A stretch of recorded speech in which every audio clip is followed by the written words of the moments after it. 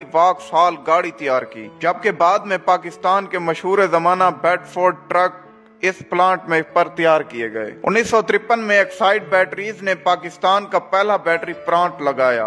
1954 में अली मोटर्स ने Ford Motors America के साथ मिलकर पहली कार, ट्रक और इसके बाद पिक एंड ड्रॉप तैयार करने की गर्ज से प्लांट लगाया। 1956 में हारून इंडस्ट्रीज ने डोजे अमेरिका के ब्रांड नीम से पिकअप तैयार किया। 1961 में ऑल वन इंजीनियरिंग ने पाकिस्तान में गाड़ियों के पार्ट्स तैयार करने का जदीद प्लांट लगाया। 1962 में वजीर इंडस्ट्रीज ने इटालियन लम्ब्रेटा स्कूटर कंपनी के इश्तराक से पाकिस्तान का पहला स्कूटर तैयार लम्ब्रेटा TV 200 तैयार किया। 1962 में कंधवाला इंडस्ट्रीज ने अमेरिका जीप कंपनी के मुख्तलिफ model series CJ5, CJ6, CJ7 मुल्क में पहली बार तैयार की। 1963 में जनरल टायर्स ने कराची में पहला टायरों का प्लांट कंटल टायर्स जर्मनी के ताउन से कायम किया। 1963 में हाइसन ग्रुप ने अमेरिका मार्क ट्रक की पैदावार शुरू की। 1964 में राना ट्रैक्टर्स मौजूदा मिल्लत ट्रैक्टर्स ने मैसी फर्गूसन ट्रैक्टर्स की मुल्की सतह पर पैदावार का आगाज किया। 1964 में नेशनल मोटर्स को खट्टक खानदान ने खरीदा तो वो कंधारा मोटर्स इंडस्ट्रीज बनी। 1964 ही में राजा मोटर्स ने इटालियन मशहूर जमाना वेस्पा स्कूटर की पाकिस्तान में पैदावार शुरू की।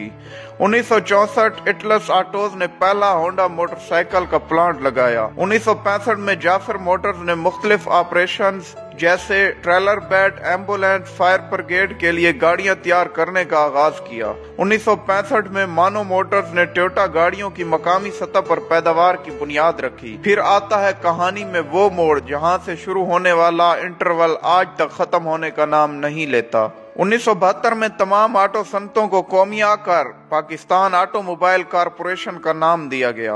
अली मोटर्स को अवामी मोटर्स, वजीर आला इंजीनियरिंग को सिंध इंजीनियरिंग, हारून इंडस्ट्रीज को रिपब्लिक मोटर्स, गंधारा मोटर्स को नेशनल मोटर्स, कंधवाला मोटर्स को नया दौर मोटर्स, हाइसन को मार्क ट्रक, जाफर मोटर्स को ट्रेलर डेवलपमेंट कारपोरेशन का नाम दिया जाता है, जबकि राना ट्रैक्टर्स को मिल्लत ट्रैक्टर्स का नाम देकर पाकिस्तान ट्रैक्टर्स कारपोरेशन का इदारा कायम किया गया। माजरत के साथ भुट्टो साहब भी किसी के मंसूबों पर अपनी तख्ती लगाते रहे, जिसकी बदौलत आज तक हमारी सनत मुकम्मल बहाल नहीं हो सकी। अगर ये तमाम इदारे अपने असल मालकान के पास होते तो आज पाकिस्तान के अपने ब्रांड लॉन्च हो चुके होते। आज हमारे मुल्क की बनी गाड़ियां, मोटरसाइकिल, ट्रैक्टर और ट्रक दूसरे मुमालिक की सड़कों पर नजर आ रहे होते, बिल्कुल ऐसे जैसे टाटा और महिंद्रा की मसनूआत अरब दुनिया और अफ्रीका में नजर आ रही हैं। आज इन कौमियाई गई सनतों में सिर्फ 3 टूटी फूटी हालत में किसी न किसी तरह जिंदा हैं, बाकी सब का वक्त के साथ इंतकाल हो चुका है। 60 की दहाई तक पाकिस्तान में इंडस्ट्री फरोग पा रही थी।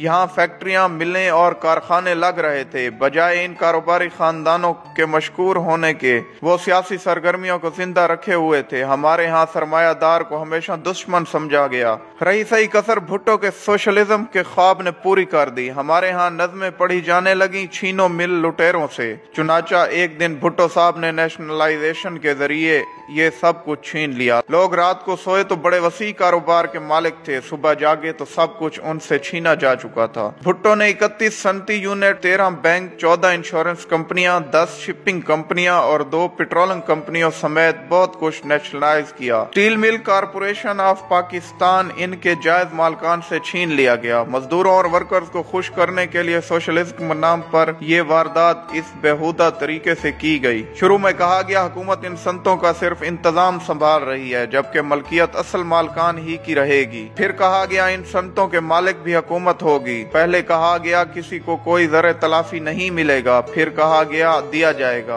कभी कहा गया मार्केट रेट पर दिया जाएगा, फिर कहा गया रेट का तयन हुकूमत करेगी। इमरान खान के मुशीर रजाक दाऊद के दादा सेठ अहमद दाऊद को जेल में डालकर इनका नाम ECL में डाल दिया गया। बाद अज़ां वो मायूस होकर अमेरिका चले गए और वहाँ तेल निकालने की कंपनी बना ली। इस कंपनी ने अमेरिका में तेल के 6 कुएं खोदे और कामयाबी की शरह 100% रही। आज हमारा ये हाल है कि हम तेल की तलाश की खुदाई के लिए गैर मिल्की कंपनियों के मोहताज हैं। सादिक दाऊद ने भी मुल्क छोड़ दिया, वो कनाडा शिफ्ट हो गए। M.A. रंगून वाला बहुत बड़ा कारोबारी नाम था। वो रंगून से मुंबई आए और क्या में पाकिस्तान के वक्त सारा कारोबार लेकर पाकिस्तान आ गए। वो यहाँ 1 या 2 नहीं 45 कंपनियां चला रहे थे। इन्होंने भी मायूसी और परेशानी में मुल्क छोड़ दिया और मलेशिया चले गए। गर्ज ये कि तमाम इन्वेस्टर जिन्हें आज हम ढूंढ रहे हैं वो सारे पाकिस्तान छोड़कर मुख्तलिफ ममालिक में शिफ्ट हो गए। मजदूर अब सरकार के मुलाजिम थे, काम करने की क्या जरूरत थी। नतीजा ये निकला, एक ही साल में कौमियाई गई सनत का 80% बर्बाद हो गया। ज़री ग्रोथ की शरह